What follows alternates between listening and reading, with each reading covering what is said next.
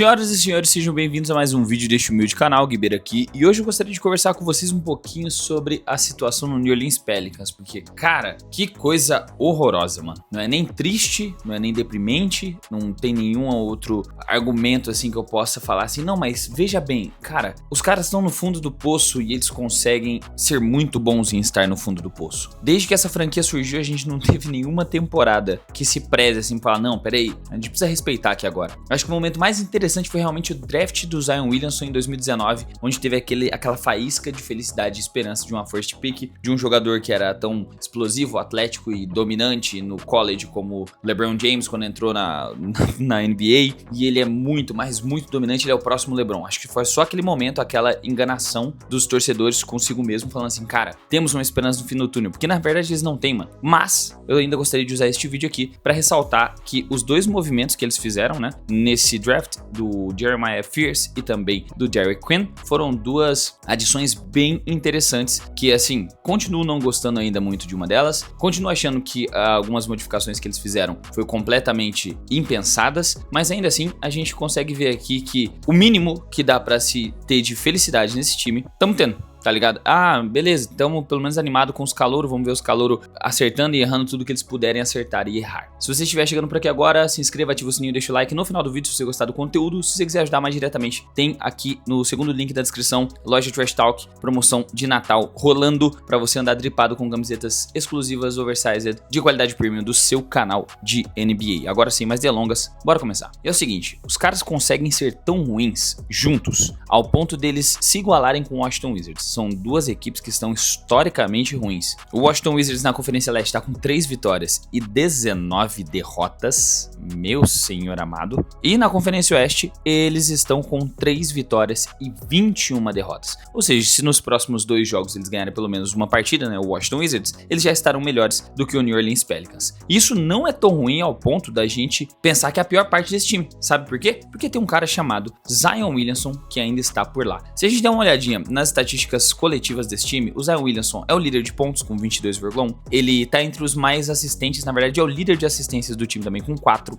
ele tá entre os líderes de roubo de bola com 1,6, ele tá entre os líderes de toco, né, top 3, com 0,5, e está no top 3 também, top 4 na verdade, reboteiros com 5,6 rebotes, tendo um aproveitamento de 51% de quadra. Vira e mexe a gente vê que ele tá convertendo, né, quando ele está em quadra, um arremessinho de meia distância. Só que aí que tá o problema, ele jogou 10 jogos dos 24 possíveis dessa temporada pelo time do Pelicans. O Zion, somando a temporada passada e essa, tem um total de 40 jogos jogados. Das 6 temporadas que ele jogou, 4 foram menos de 40 jogos. Sem esquecer que ele ficou uma temporada inteira de fora. Tirando aquela temporada de 70 jogos que ele fez há 2 anos atrás, mais ou menos, que ele ainda perdeu os playoffs por causa de uma lesão, até agora a gente só tem 6 anos de e se o Zion ficar saudável. Ele começou a temporada, lesionou, jogou 5 dos últimos 7 jogos antes de se lesionar de novo e agora vai ficar de fora por aproximadamente um mês. Tendo a possibilidade de ser reavaliado, né, com essa lesão na posterior, se eu não estiver enganado, ele teve uma lesão no pé e uma na posterior, para os médicos avaliarem se ele está apto para uma volta às quadras. E sabe o que é mais louco? É que faz muito pouco tempo. Para ser mais específico, fazem apenas 2 meses que a gente teve todo aquele oba-oba do Zion Williamson mais magro do que nunca na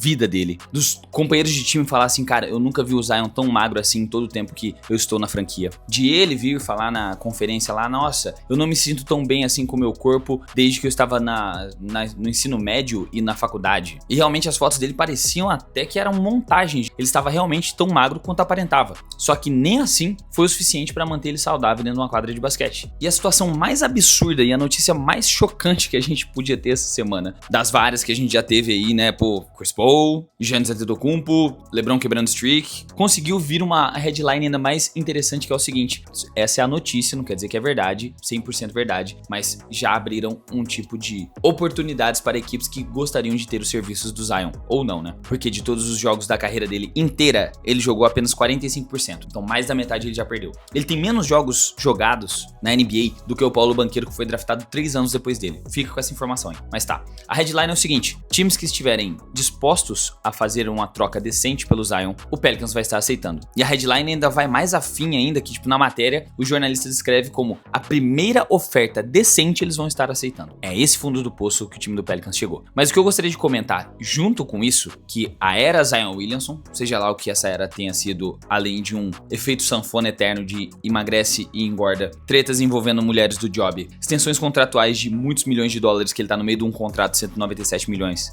e tatuagens tortas, o Pelicans finalmente nessa era do Zion já está disposto a seguir adiante e continuar com aquilo que eles estão dentro da franquia, porque antes do início dessa temporada tivemos o draft e no draft eles pegaram uma pique que temporada que vem vai ser muito valiosa, que é a pique do Indiana Pacers, que tá sendo também um dos piores times do leste pela falta do Tyrese Haliburton. Eles pegaram a pique do Pacers de 2025 para mandar a pique do Pelicans para o Pacers em 2026. E nesse momento, o Pelicans está sendo horrível e o Pacers também, ou seja, a possível escolha de loteria do Pacers ano que vem vai ficar com eles, não vai pro Pelicans. Eles fizeram esse movimento para depois fazer outro movimento de entregar a escolha deles de 2026 para poder pegar o Derek Quinn, subir algumas posições e pegar o Derek Quinn. Outra pique, né, que provavelmente vai ser uma pique de loteria, porque o Pelicans é o último time da Conferência Oeste. Então, 2 jogadores de provável top 5, top 10 do draft foram colocados em jogo em um dos drafts mais recheados dos últimos anos, em troca do Derek Quinn. E até o atual momento, ele tá se mostrando um jogador muito competente. A gente não pode negar. Ele tem um apelido de Baby Jokic, o que é engraçado porque todo big man que consegue passar a bola bem é chamado de Baby Jokic, mas não ironicamente. Ele lembra bastante o Jokic, porque ele tem aquela cara de criança, ele parece que tem 16 anos, meio que um Stephen Curry assim, e ele é um big man grande, só que ele não é atlético, ele não é explosivo, ele não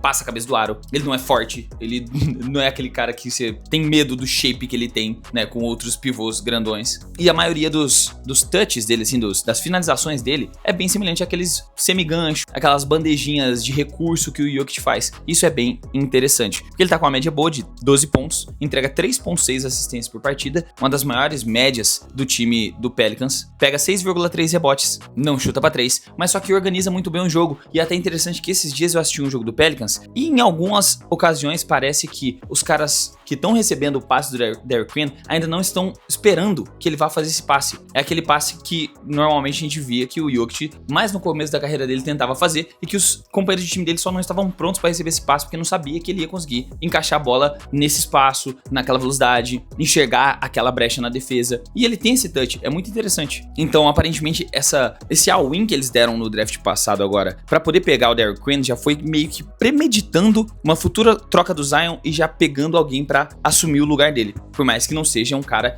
que vai modificar a franquia da água pro vinho, mas é pelo menos uma peça que chegou e se lesionou na Summer League, mas está saudável, jogou 24 partidas e tá demonstrando um potencial absurdo. Assim, questão a talento mesmo, a visão de jogo, a QI de basquete. Se a gente der uma olhada nas últimas partidas dele, inclusive, ele teve algumas partidas interessantes, como, por exemplo, 21 pontos, 6 assistências e 8 rebotes contra o Minnesota Timberwolves. Uma baita partida do homem. Fez um jogo de 30 pontos contra o Denver Nuggets, ainda com 9 rebotes e 4 assistências, acertando 12 de 18 dos arremessos de quadra. E eu acho que o confronto mais interessante, que todo mundo gostou muito e virou highlight em tudo quanto é rede social para quem acaba recebendo os conteúdos também do Pelicans, foi contra a first pick do draft, Cooper Flag, que ele fez 20 pontos, 11 assistências e 7 rebotes, tendo algumas assistências muito bonitas por trás das costas, assim, na transição, ele levando a bola e organizando o jogo, parecendo um armador de 2 metros e todos. E o lance contra o Cooper Flag, né, contra a primeira escolha do draft, onde ele jogou no estilo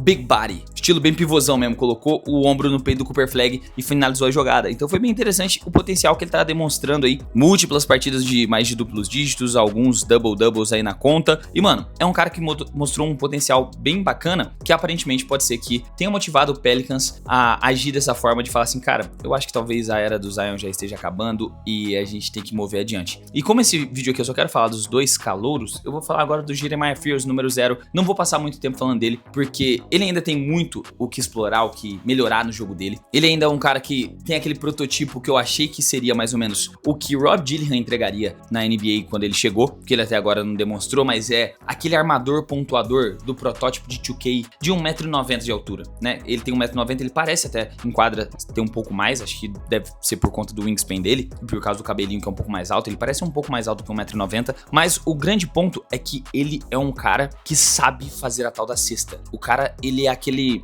armador pontuador. O tipo, por que eu citei o 2K, né? Deve ter gente que não deve estar entendendo nada. É porque sabe aquele armadorzinho que você faz no 2K que tem muito ataque, pouca defesa, muita habilidade, muito controle de bola, muito arremesso, tem uma boa finalização também, atlético, rápido, e você vai pro parque jogar no primeiro dia que você compra o NBA 2K, cara, o Jeremiah Fears tá parecendo esse cara. E ele tá demonstrando que ele sabe fazer a tal da cesta com 16 quase pontos de média, 3,4 rebotes, 3 assistências, arremessando 36% para 3, o que não é muito alto, mas não é muito baixo, tá ali na média da liga. E o mais interessante dessa porcentagem para 3 é que 1 a cada 3 arremessos dele, ele faz saindo do drible, é ele criando o próprio arremesso, ele criando o próprio espaço. Um ponto negativo do jogo dele é que ele tá com uma quantidade alta de turnovers, 2.3 turnovers para 3 assistências, é algo de se preocupar um pouquinho, sabe, que ele tem que lidar um pouco melhor com a bola na mão, só que ainda assim, é um cara que tá vindo para ser uma solução do Pelicans, num time que continua seguindo aquela linha de raciocínio que o Dyson Daniels falou que a franquia é meio amaldiçoada, mano. A grande troca que eles fizeram pelo DeJounte Murray, até agora o DeJounte Murray não voltou de lesão em 2025-26. A troca que eles fizeram pelo Jordan Poole pra trazer um pontuador na posição de shooting guard, um cara pra fazer uma dupla com o Zion, já tá lesionado também, vai perder jogos aí, cara. Já jogou pouco, inclusive, mano, se a gente pegar. O Jordan Poole jogou 7 partidas pelo Pelicans apenas. Então os melhores jogadores do Pelicans agora são Ives Smith, Trey Murphy, Saddiq Bey, Derek Quinn e Jeremiah Fears. Eles voltaram a utilizar muito, tá tendo o maior uso do José Alvarado nas últimas, acho que 3 temporadas, ele tá jogando 22 minutos por jogo. Então, concluindo apenas o raciocínio que eu construí ao longo desse vídeo, o Pelicans desesperadamente utilizou do draft de 2025 para tentar achar expoentes ofensivos para essa equipe, para que eles pudessem mover adiante da era do Zion, o que torna um pouco justificável esses rumores de que eles vão estar aceitando a primeira troca decente que for oferecida pelo senhor Zion Williamson. É triste, porque todos nós, eu acredito, podemos ter criado expectativas grandes para o time do Pelicans. E toda a temporada, parecendo aquele ciclo do Ben Simmons que a gente tinha de expectativa do arremesso, era o ciclo de expectativa com o Zion Williamson e a equipe do Pelicans, pô, tá melhor, tá mais forte, se reforçaram, trocaram, trouxeram um cara que faz sentido, pô, agora vai, e não vai. Mas basicamente era isso. 2 meses após a gente ter a maior expectativa de todos os tempos com a volta do Zion, a gente tá vendo que a equipe tá indo para as rédeas da reconstrução, sendo liderados pelos 2 calouros que chegaram agora em 2025. E lembrando que isso aqui é apenas a minha opinião, quero saber o que você acha do New Orleans Pelicans e essa temporada horrenda que eles estão fazendo. Vocês assistiram esses calouros jogar também? Deixe aqui nos comentários que a sua opinião é muito importante para esse canal. Se você ficou até aqui e gostou do conteúdo, se inscreva, ativa o sininho, deixa o like, vai estar ajudando demais esse projeto a continuar de pé. E você pode ajudar mais diretamente adquirindo uma das camisetas da loja de Trash Talk, segundo o link na descrição, ande estilosaço nesse final de ano com roupas exclusivas, com estampas da NBA de qualidade premium. Agora sim, eu vou ficando por aqui, muito obrigado pela sua audiência, até o próximo vídeo e falou!